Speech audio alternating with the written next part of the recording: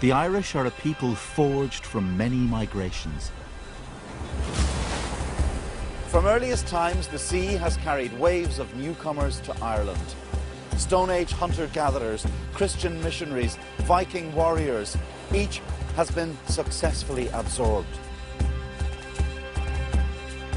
But in the middle of the 12th century, Ireland will face an invasion unlike anything seen before.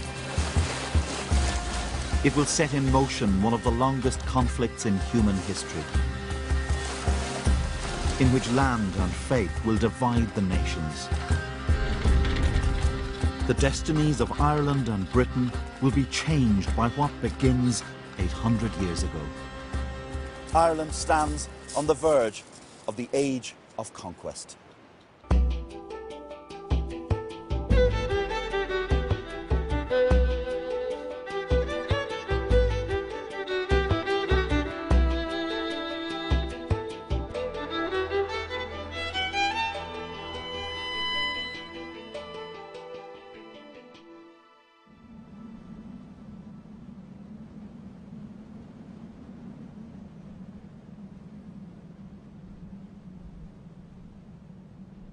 Kings fought and the ground trembled.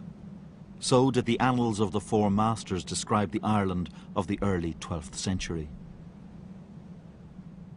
It was a land of farmers ruled by clan chieftains who in turn paid homage to 5 provincial kings.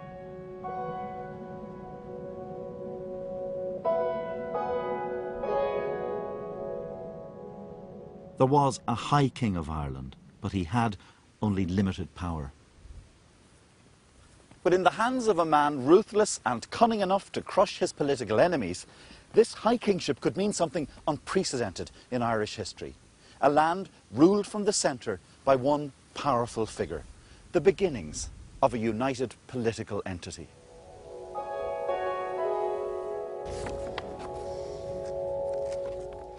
It takes a ruthless man for ruthless times. Dermot MacMurrough was King of Leinster, an area of fertile land strategically close to the country's great urban settlement at Dublin.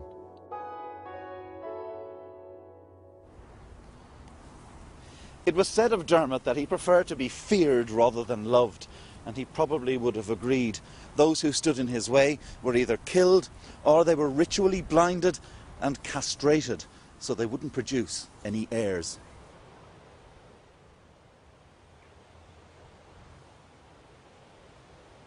Here on the site of a 12th century abbey, Dermot displayed his characteristic ruthlessness.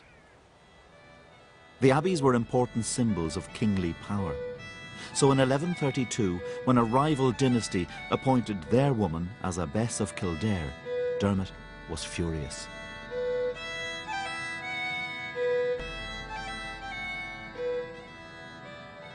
He, as King of Leinster, wanted control of this very important office.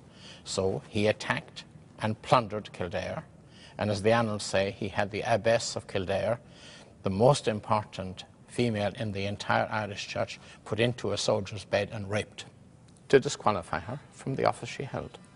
Ireland found that shocking. Certainly the annalists' report indicates a certain degree of shock at this kind of thing. By the middle of the 12th century, Dermot had managed to make enemies of most of the provincial kings. And when he abducted the wife of one of them, they united against him. Dermot knew his likely fate. As a child, he'd seen his father murdered and buried with a dead dog, a humiliating mark of disrespect. Dermot lost his throne and his lands, but he fled in time to save his life. And that fleetness of foot would alter the course of Irish history. Irish kings had often made alliances with warriors on the west coast of Britain. But none of these could offer the kind of help Dermot now sought to reclaim his throne. The fugitive king sailed boldly further, to the heart of Western Europe's mightiest empire. In the traditional telling of the Irish story, Dermot is seen as the father figure for generations of traitors, the man who callously sold out his country to the English. But it simply wasn't like that. In reality, Dermot was doing what any desperate or ambitious chieftain would have done, seeking the help of somebody more powerful. The crucial difference was that the people he went to were the most organised military power in the medieval West. These were the lands of the Normans.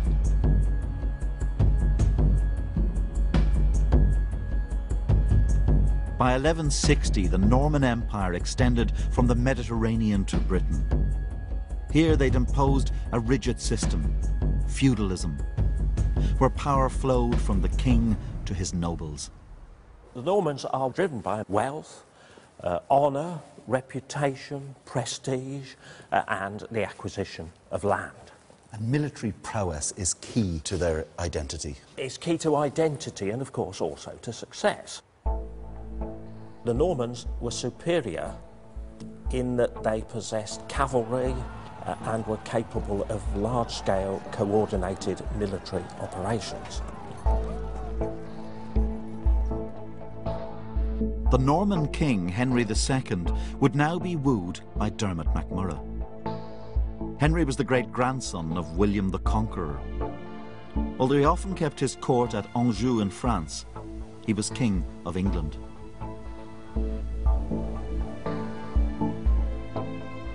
Henry had contemplated attacking Ireland long before Dermot came to his French court in 1166.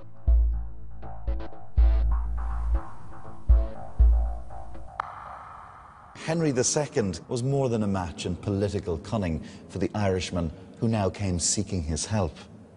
In what history might call the first ever Anglo-Irish summit, the rough king from the western fringes of Christendom met Henry at his court. A Norman poem described the explicitly feudal nature of the contract between the two. Dermot addresses Henry. "Henceforth all the days of my life, on condition that you be my helper, so that I do not lose everything, you I shall acknowledge as sire and lord." What Dermot means is, I will give you land if you give me an army. This suits a king with restless, land-hungry knights and who cleaves to that great alibi of conquerors, the belief that he has a civilizing mission. This will become an enduring theme of England's actions in Ireland.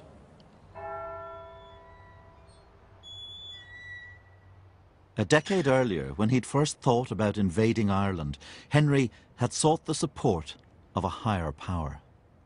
Ireland is linked to Europe not only by trade, but by that most central of medieval realities, religion. The Pope isn't just spiritual master of Christendom, he's a temporal power broker as well. If he lends his support to an invasion, then Irish chiefs are obliged to offer their allegiance to the man who carries his blessing. Pope Adrian IV had his own agenda. The Irish Church had become worryingly independent. Granting permission for an invasion, the Pope told King Henry that in order to enlarge the borders of the Church and set bounds to the progress of wickedness, he should take possession of that island. Henry promised to levy an annual tax of a penny per hearth in Ireland. The money would be sent to Rome.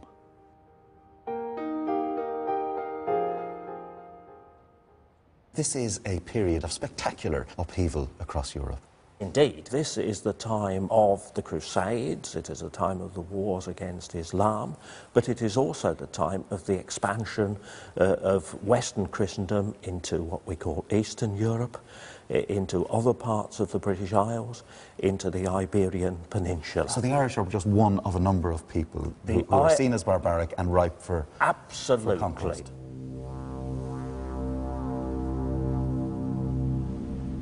With Henry's backing, Dermot now recruited an Anglo-Norman baron from Wales to lead the invasion. Richard de Clare, known to friends and enemies as Strongbow. Strongbow was a man of restless energy and ambition. And in front of this knight, Dermot dangled a tantalising prospect: lush acres of Irish land and his daughter's hand in marriage. On On the 23rd of August, 1170, an Anglo-Norman force led by a friend of Strongbow's arrived here in County Wexford. They were used to raiders along this coast, so when the Irish looked out and saw the Norman vessel, they could have been forgiven for thinking this was just another passing incursion. But a new history was about to come bearing in from the sea.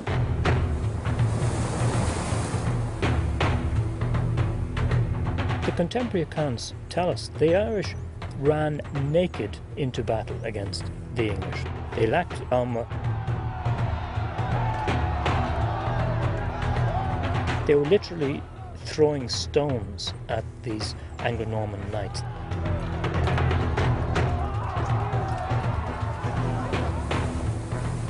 The battle was a savage encounter. The invaders hacked and cleaved their way through the Irish. In one refinement of the art of murder, they broke people's legs before hurling them into the sea. They had one notable killer who went by the name of Alice the Vicious. She's said to have killed 70 men in revenge for the death of her lover.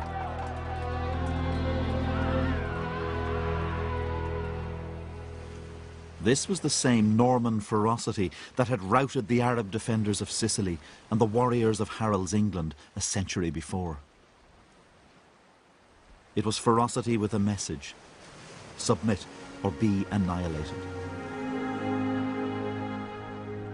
When Strongbow stormed the city of Waterford, the defenders were overwhelmed.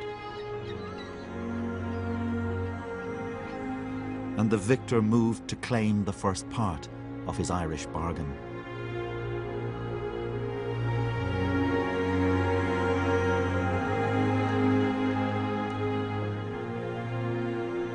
Surrounded by the Irish dead and in the smoking ruins of a church, the priest in Daniel MacLisa's 19th century painting blesses the union of Strongbow and Dermot's daughter Aoife.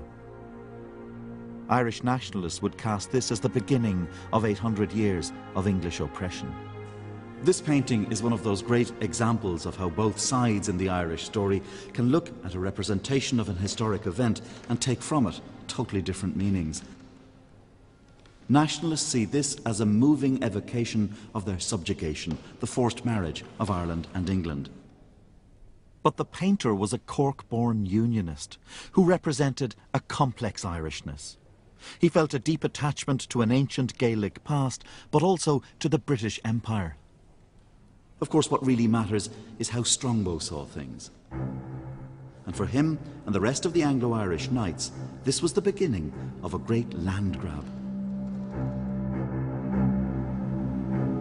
Dermot died soon after, before he could enjoy the fruits of victory, and he was succeeded as King of Leinster by Strongbow.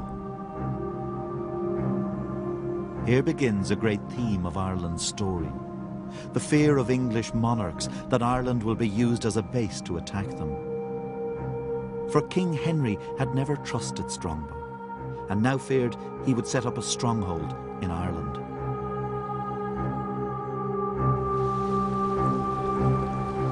In 1171, Henry brought a large army to Ireland and received Strongbow's submission. But he also confronted the Gaelic chiefs. When Henry lands with his army, his archers, his horsemen, it's a pretty formidable sight for the Irish chiefs, and they're faced with a dilemma. Do you resist this man, or do you make peace? What is the choice they eventually make? For about 4 years, Irish kings were suffering, and their lands were literally being taken from them by Anglo-Norman barons who they considered to be freebooters. They looked at Henry's arrival and they considered him to be perhaps a stabilising force. The Irish kings welcomed Henry II to Ireland. We didn't hear too much about that when I was learning my history as a youngster in national school. No, we didn't, but again it was considered by them, I think, as the better of two options. They accepted the English king as their lord and feasted with him on a Norman dish they hated: roast crane, the culinary symbol of Irish submission.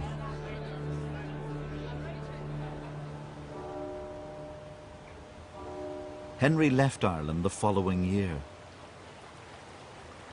But the legacy of the conquest he launched can be seen here in this unique 14th century charter of Waterford. What does this extraordinary series of documents tell us about the Irish relationship with the English crown? This great charter roll of Waterford could have come from an English city. The earliest contemporary portraits of a king of England that still survive are here in Waterford, a city that is anxious to impress the king and protest their loyalty to him. It is, for all intents and purposes, an English city.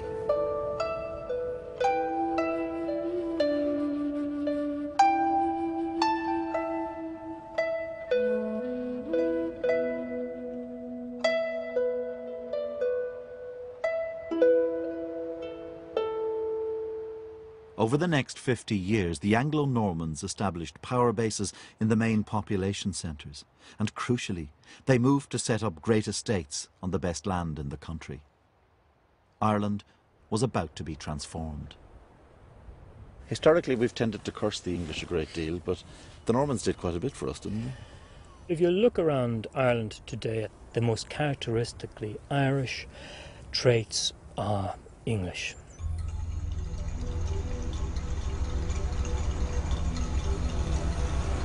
Our parliamentary system was brought to Ireland by the Anglo-Normans. The system of law that we have is the English common law system. And of course, the language that has produced most of the great writers of Ireland, Fulf Joyce and Yeats, is the English language. The division of the country into 32 counties, that process began within about 20 years of the Anglo-Normans.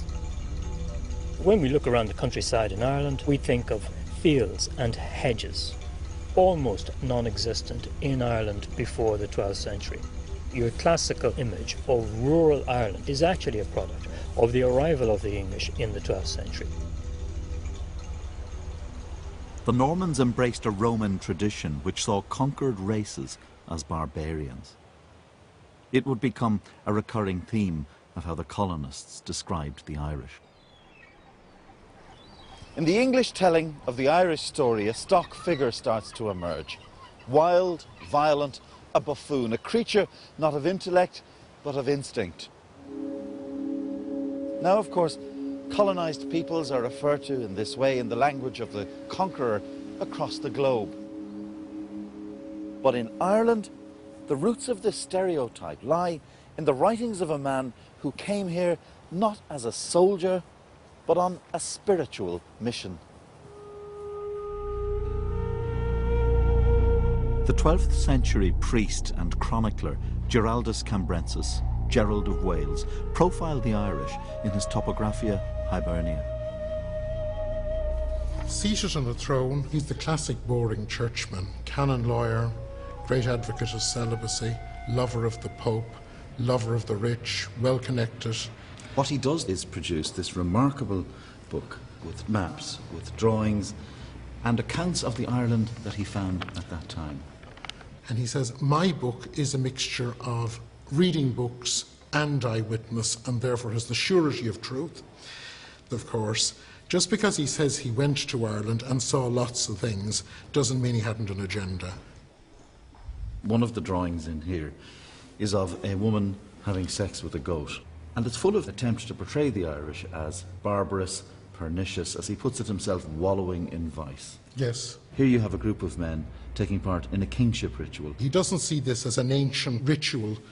This ritual was first described 400 years before this book was produced. This is the ritual slaughter of a horse. But he sees this as an example of how they are lawless, they are outside the sphere of Roman law. They have never had the benefits of the Roman Empire, and so they're doing the wildest and most bizarre things you could imagine. This is a medieval precursor to imperialism and the justifications which one had for imperialism. The same rhetoric of looking at the unusual behaviour and the unusual rituals of anthropologists in India in the 19th century, that same attitude can be found here.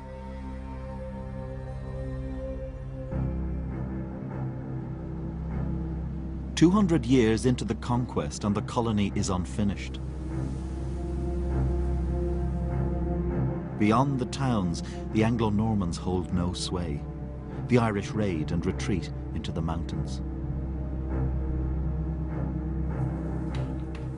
The Gaelic chiefs saw in the buildings of the Normans the mark of permanence.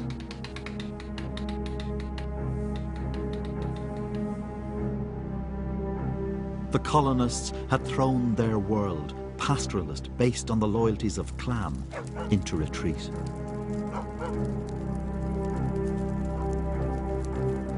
A stone curtain separated English from native. The old aristocracy seethed with resentment.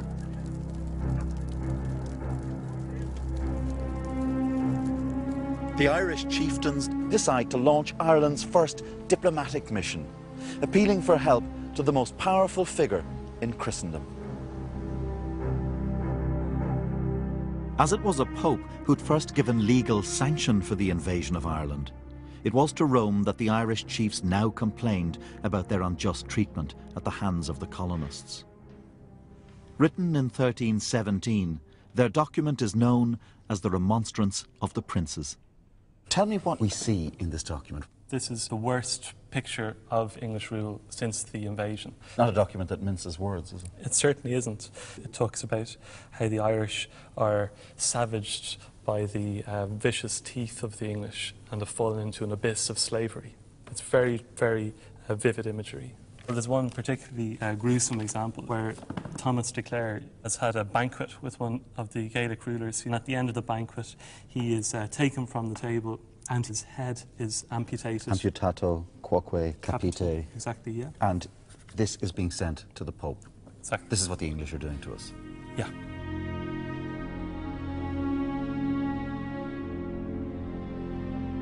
But Irish complaints were of little matter in Rome. The Pope passed the document to King Edward II, who did nothing. The simple truth was that English kings, mired in struggles of their own, were little bothered with Ireland.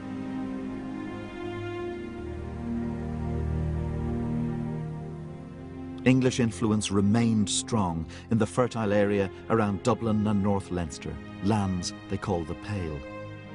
Until, as would happen so often, the stories of other places collided with that of Ireland. The first was war. A Scottish army fighting the English opened a new front here in Ireland. But the worst disaster of all arrived here at the port of Howth in July 1348. The Black Plague ravaged the towns and ports where the Anglo-Normans were strongest. A witness described how the disease would carry off a man, his wife, and their children, all, as he put it, in the common way of death. Many of the English lords began to abandon their castles and lands and fled back to England. Others had their property forcibly taken as the Gaelic lords exploited English weakness. What we see in this period is a resurgent Gaelic chiefdom. People are coming back, taking lands abandoned by the Anglo-Norman overlords. It seems like a real cultural renaissance of a people who feel confident in themselves again. What we see is a regrouping. From 1150, we have basically no Irish manuscripts, no Gaelic manuscripts. But from 1350, we have a large number of very well decorated, very beautifully put together manuscripts. So there does seem to be a century during which the Gaelic aristocracy and the Gaelic learned classes are trying to find new ways of asserting their cultural distinctiveness. Dá mátaí an dáin a ghuine, gan seanchas gan seanlaí, go brach ahar gach fir, rochi coich gan a chlinshin.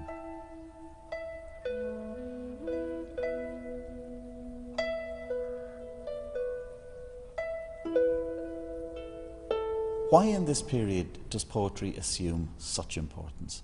In the unstable political climate of Ireland at this time, art or gold work or tapestry might not be such a good investment. But in terms of securing your status, securing your fame, a poem can travel across the entire Gaelic world from Kerry to the Hebrides.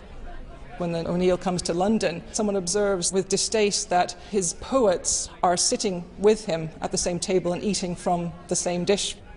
We get these glimpses sometimes of Gaelic custom and the high status accorded to the poet.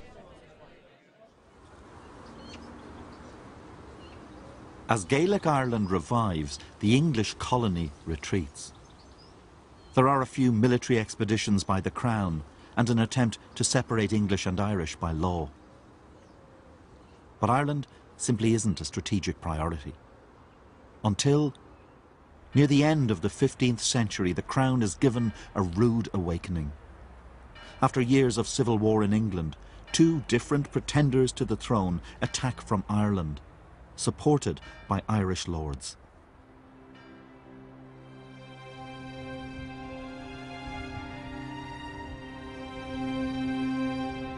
In their castles, the lords were local emperors. There was no strong central government to contain them. London might as well have been the moon for all the real influence the monarch could bring to bear. The great Anglo-Norman families had symbolized English power. But now they could make alliances with Gaelic chiefs. Over 3 centuries, they'd become, if not entirely Irish, certainly no longer truly English.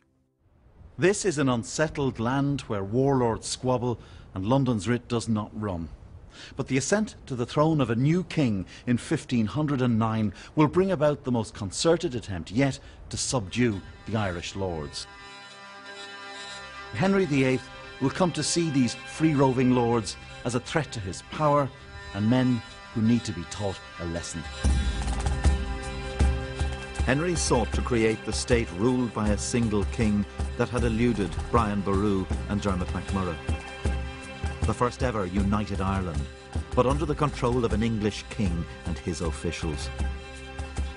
Under the centralising rule of the Tudors, Ireland will no longer be a wild colonial fringe, where Old English and Gaelic lords rule themselves. Here is an English administration coming along saying, I'll tell you what, we'll tidy this up for you. We will impose a legal framework in which your position will not be threatened at all. You'll continue to be local, regional boss. You'll continue to have this wealth that you treasure so much, but we'll do this by legal means.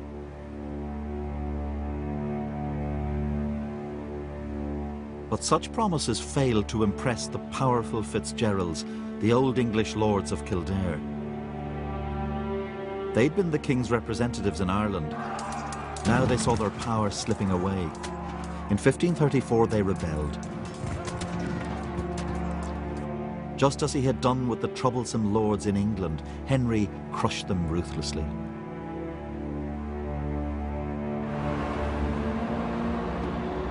As the Tower of London beckoned to any troublesome nobles, Henry declared himself King of Ireland. But Henry would never settle his Irish problem, for at home he was moving towards a fateful entanglement. Henry's enduring legacy to Ireland was forged in the chambers of his court. There, a domestic imperative propelled him into action that would profoundly change the way the Irish and the English saw each other. Henry had failed to obtain a male heir from his marriage to Catherine of Aragon. In 1533, he disobeyed the Pope by divorcing Catherine and marrying Anne Boleyn. Henry created the Church of England with himself at its head.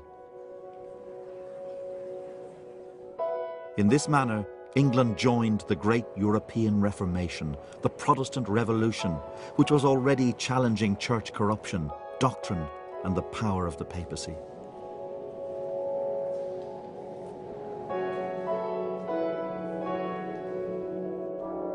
Henry imposed his new church on a reluctant English clergy through terror and the seizing of church lands.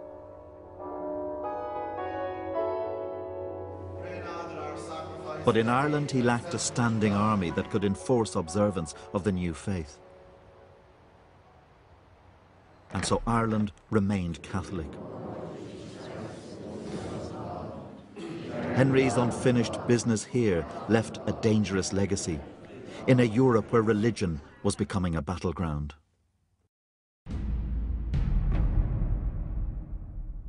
Political loyalty and religious loyalty were increasingly seen as equal one to the other.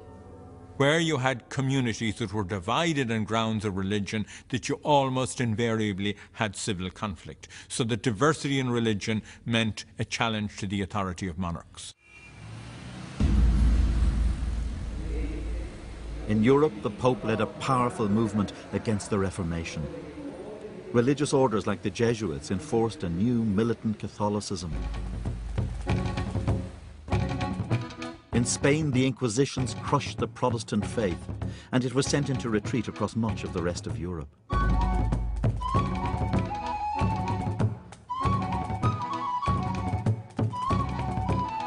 Even in England, the Reformation was overthrown, as Henry's Catholic daughter Mary succeeded to the throne. In the terror that followed, Mary's Protestant sister Elizabeth saw hundreds of her co-religionists killed. Elizabeth and her supporters remembered that terror when she became queen in 1558. They saw Catholicism as being the ogre which was always threatening the liberties of Protestantism, and that this was represented by the tyranny of Spain, which had threatened the invasion of England itself. At forts like this on the Kent coast, her soldiers scanned the horizon for the foreign invasion fleets. But they were not the only threat, because to the west lay Catholic Ireland.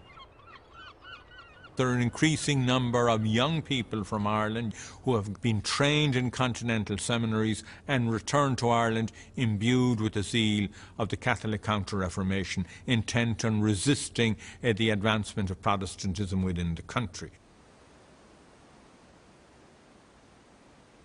The Queen does not launch a Protestant crusade in Ireland, for she's no religious zealot. Above all, Elizabeth demands security. And so she dispatches a new breed of soldiers and officials, the Elizabethan adventurers. The English adventurers who arrive here, how do they view the Irish? When they leave the Pale and they go out into the Gaelic interior, and in Gaelic Ireland they see people who live in a fashion which is completely opposite to the way things operate in England. They don't live a settled lifestyle. They are a pastoral people who follow the herds. Ireland is a heavily wooded landscape. The Irish are seen as being wood people. They come out of the woods to attack you at night time, to burn your tent, to steal your livestock, to steal your women. They can disappear. They can see you, but you can't see them. They're seen as a menace. They're seen as enemies of order. As the adventurers seized land and curtailed private armies, the great lords, Gaelic and English, faced a dilemma: to rebel or work with the English. Some, like the Gaelic Hugh O'Neill, went with the crown, but in Munster, the Anglo-Norman Desmonds rebelled. Elizabeth I fears the Irish rebel lords and chieftains linking up with England's foreign enemies. And it isn't a totally unrealistic fear. The rebels send a petition to Philip II in Spain and to the Pope in Rome. The rebels are not seriously motivated by religion. But religion is a bridge to Europe.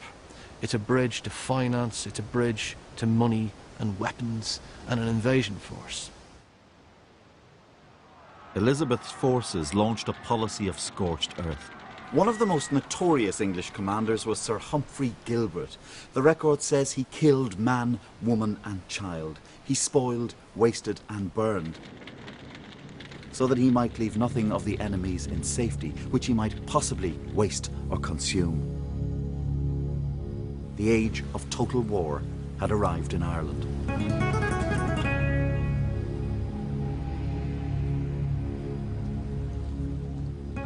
Gilbert also ordered the decapitation of entire villages and decorated the path to his tent with heads.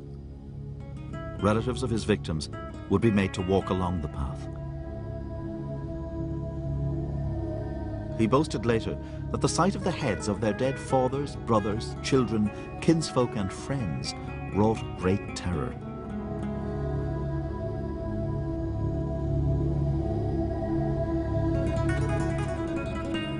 They're also interested, of course, in head money. How do you collect the reward on a dead rebel? You chop off their head, right? So you have bags of heads being sent from some part of Ireland to Dublin, where they're exhibited, which adds to the horror of the Elizabethan Wars. But this wasn't simply a matter of the Irish fighting the invaders. Some Irish lords helped the crown to protect their own power.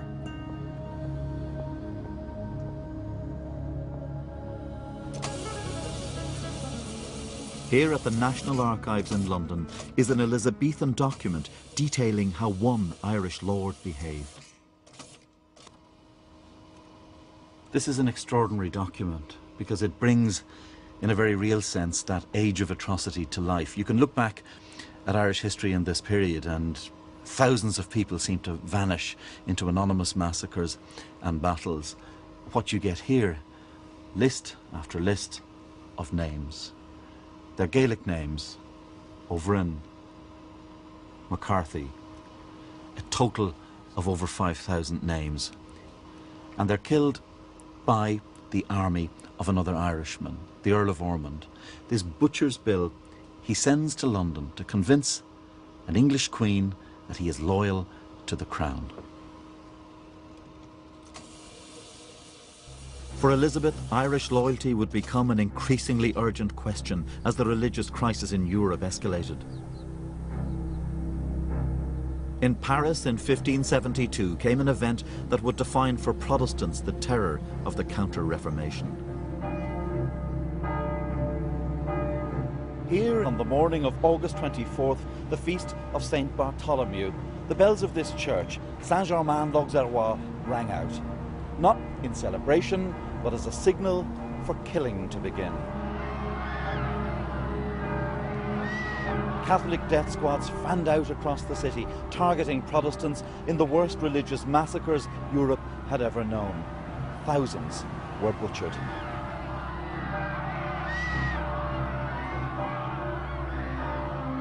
Amid such confusion, an eyewitness reported, everyone was allowed to kill whoever he pleased. The bodies were hurled into the River Seine, whose waters ran red with the blood of the murdered.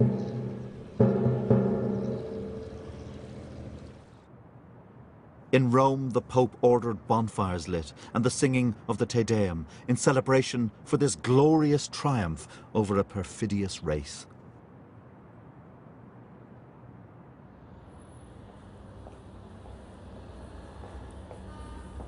In Protestant England, there was alarm.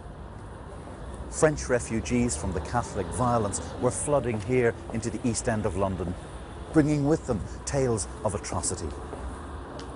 In the minds of the English Protestant establishment, there loomed the question, would England be next?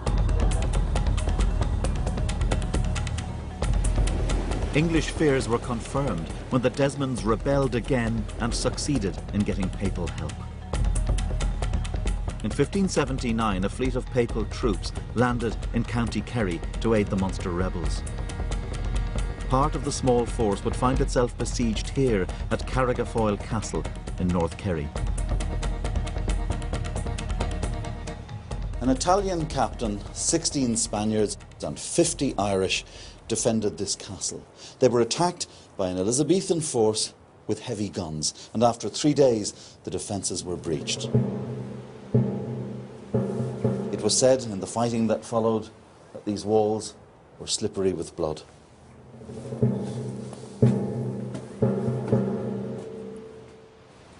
What happens at Carrigafoyle and in other massacres foreshadows a new kind of European warfare. Where the tactics of massacre, starvation, of salutary terror are becoming widespread. It also helps to convince Elizabeth of the need for a durable solution to her Irish problem.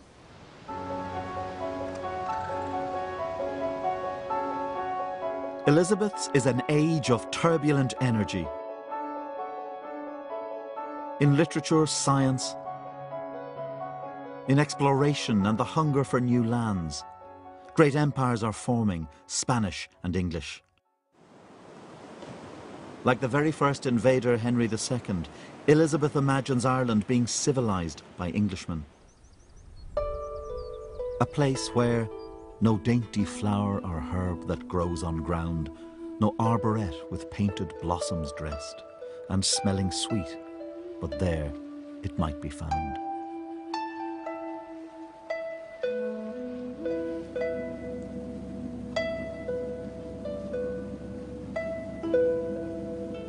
The landscape of Ireland was about to undergo profound change.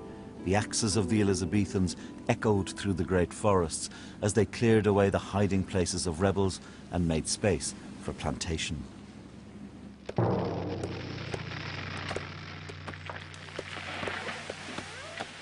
The idea was to create an English garden in wild Ireland.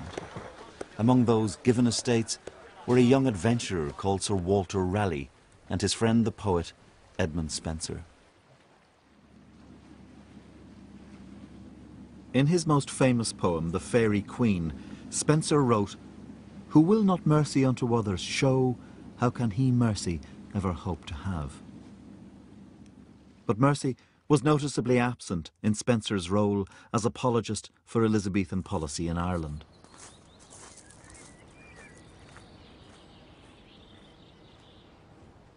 Spenser had been present at massacres and defended his commander, the Lord Deputy of Ireland, against charges that he was a bloody man. His loyalty was rewarded with a forfeited estate. Spenser's friend Walter Raleigh was also granted 40,000 acres of land around the Blackwater Valley. And from this house in the town of Youghal, he would set forth on his adventures in the New World.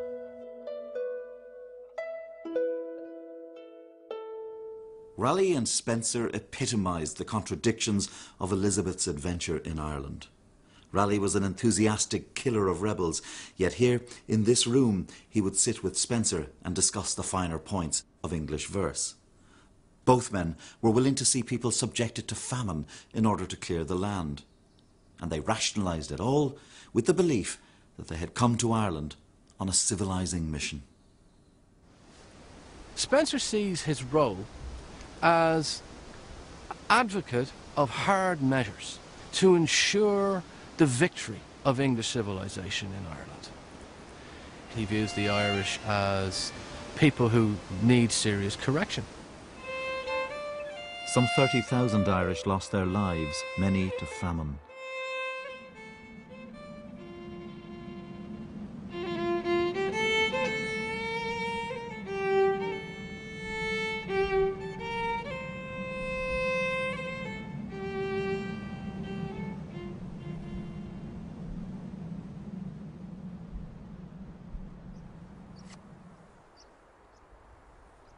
By the late 1580s, 25 years after she'd come to power, Elizabeth had subdued the Irish in Munster, Leinster and Connacht.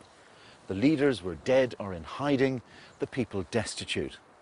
But there was one great obstacle to English domination in Ireland, and it lay far to the north, in a province that would become synonymous with the conflict between the two islands.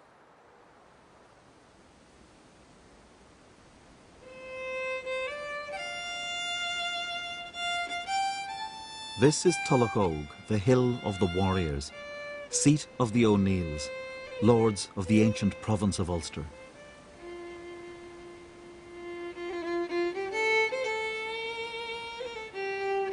Ulster was the most Gaelic of the Irish provinces and was the stronghold of Hugh O'Neill. Hugh O'Neill is one of the most fascinating figures in the story of Ireland. He embodied the complexities of an age of dramatic change. O'Neill could be a ruthless killer, a wily charmer, and a master of the art of compromise, whatever the situation demanded. The imperative for O'Neill was to protect the power of his family. Constantly manoeuvring, he rode alongside English adventurers against Irish chiefs and was rewarded with the earldom of Tyrone. He was a man who did his best to fit in with the English system. For much of his career, the odds were on going with the Elizabethan project of the extension of English laws, English systems of administration, and English systems of landholding. The difficulty is that once you commit to this English deal, you make enemies. And those enemies will increasingly come from the ranks of the adventurers, envious of his position and lands. O'Neill is caught in a rapidly changing world. The English with whom he tried to make a deal are advancing inexorably. And so he makes a momentous decision. No longer will the Earl of Tyrone be an enforcer for the crown. He will turn against Elizabeth. In 1595, O'Neill allied himself with the powerful chieftain Red Hugh O'Donnell and prepared for war.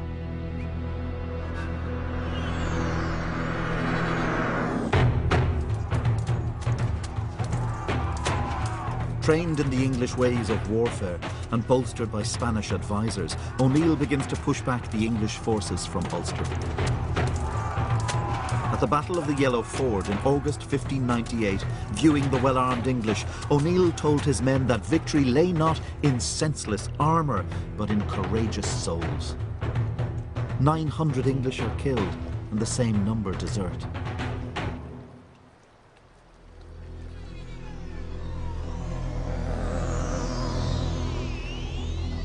As the war ground on, a furious Elizabeth rounded on her commander for his failure to stop O'Neill.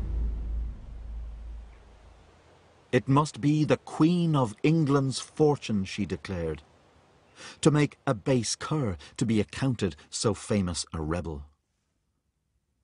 Little do you know how he hath blazed in foreign parts the defeats of regiments, the death of captives, and the loss of men of quality.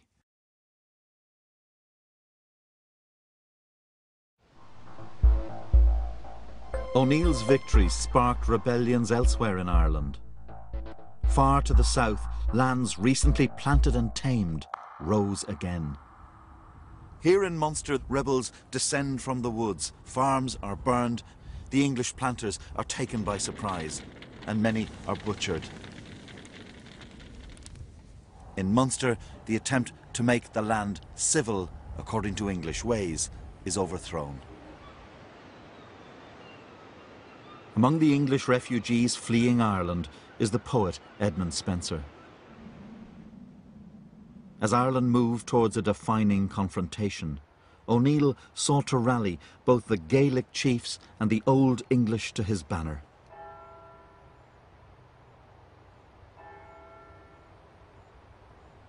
Hugh O'Neill sought a unifying cause, but how was he going to achieve that in a country where lords squabbled and provinces were disunited? He turned to the one unifying symbol in all the existing varieties of Irishness, the Catholic religion. From now on, Hugh O'Neill's struggle for power against the English would be characterised as a battle for faith and fatherland.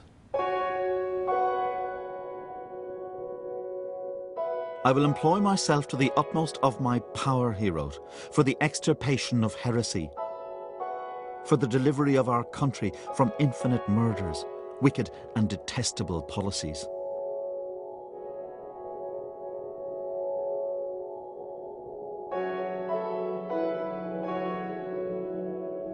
The English regarded O'Neill's militant piety as a cynical ploy. When the Earl of Essex met him during peace negotiations, he remarked, "Hang thee up, thou carest as much for religion as my horse." But O'Neill had made an extraordinary connection, one that would resonate through Irish history, between religion and Irish identity.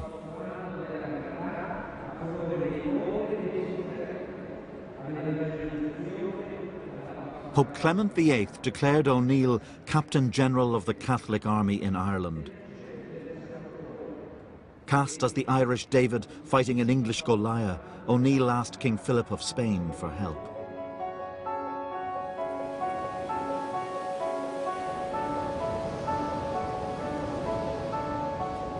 The Spanish could see the value in tying down a large English force in Ireland. But Philip would prove a cautious ally. He instructed his secretary to see what is the very smallest aid that will be needed. If it be so small that we can give it, we will help them. On the morning of September 21st, 1601, a Spanish fleet of 33 ships carrying 4,500 soldiers appeared here off the coast of Cork, bearing down on the town of Kinsale. But from the beginning, the expedition was dogged by bad luck. The army they'd come to meet was waiting far to the north in Ulster. The Spanish had landed in the wrong part of Ireland.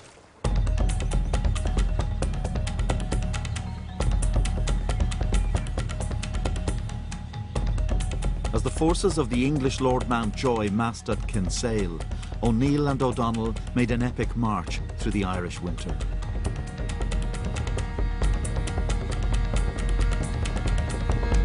The English had by now massed around 6,000 troops at Kinsale. They besieged the Spanish and waited months in horrendous conditions for the Irish to arrive. The phrase turning point is one that swirls promiscuously through Irish history, usually summoned up by one side or the other to make a political point. But Irish and English, Catholic and Protestant, all agree that what happens here at Kinsale will alter the balance of power in Ireland forever.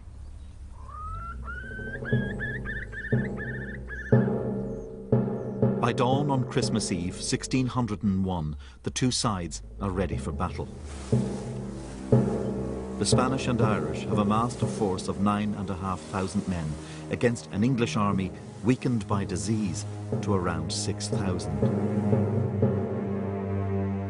Hardened by relentless war, the Irish are tough fighters.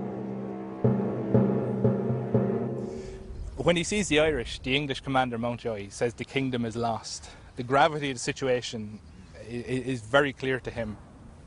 He realises that defeat beckons unless almost a miracle can happen.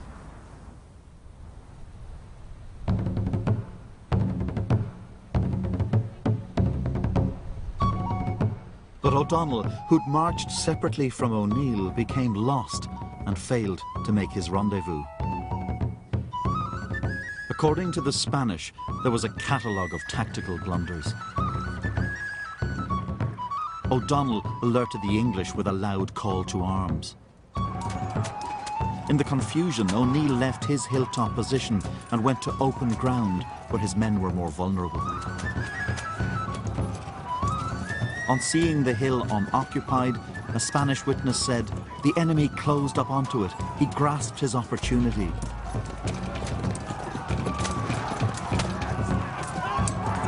The English cavalry now charged downhill at O'Neill's men. The Irish were fighting in open ground against English cavalry that had the run of the field. The Irish had never really been in that situation before. But what it essentially comes down to at the end of the day is that the English had stirrups. The fact that the English soldiers had stirrups meant that they could drive home a charge with a lance because a stirrup takes the shock. You don't get knocked off the back of the horse. Whereas Irish had shorter horses, they carried their lances over arm, but although it gave them extra manoeuvrability, it meant that they couldn't charge another body of horse. So the fate of Ireland hung on a stirrup? More or less, yes. According to the Spanish eyewitness, 800 men were killed in the rout. Most of the Irish survivors made for Ulster, while the Spanish sailed home. The Irish should have won the Battle of Kinsale. There's no question of it. But they don't. Circumstances go against them, and the entire course of Irish history is altered as a result. For the Spanish, Kinsale was a military fiasco, and they would never intervene in Ireland again. The English saved their colony, but the war was ruinously expensive. It almost bankrupted the crown. But for the Gaelic lords, Kinsale was the moment that broke their power forever.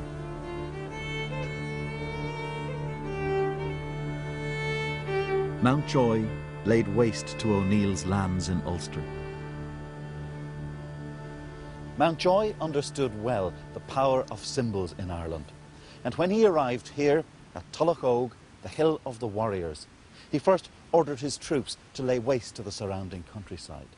They then came here and shattered the stone upon which generations of the O'Neills had been crowned.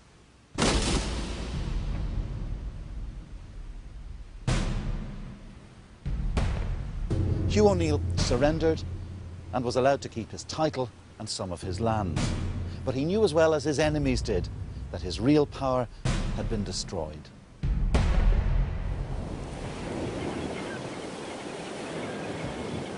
On the 14th of December 1607, O'Neill and O'Donnell and their families left Ulster for Europe.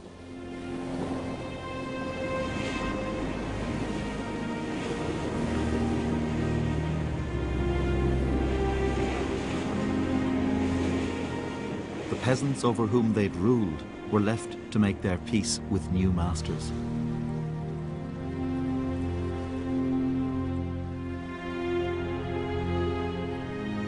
Hugh O'Neill died in exile in Rome 9 years later, still dreaming of leading an invasion of his homeland.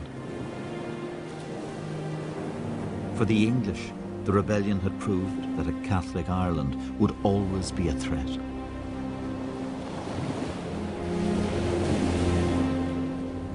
The flight of the Earls is one of the most romanticised images in Irish history. But now that they were gone, the question was, what would replace them? If Ireland couldn't be made loyal, an entire order would be transplanted here that was Protestant, loyal to the British Crown, and determined to stay.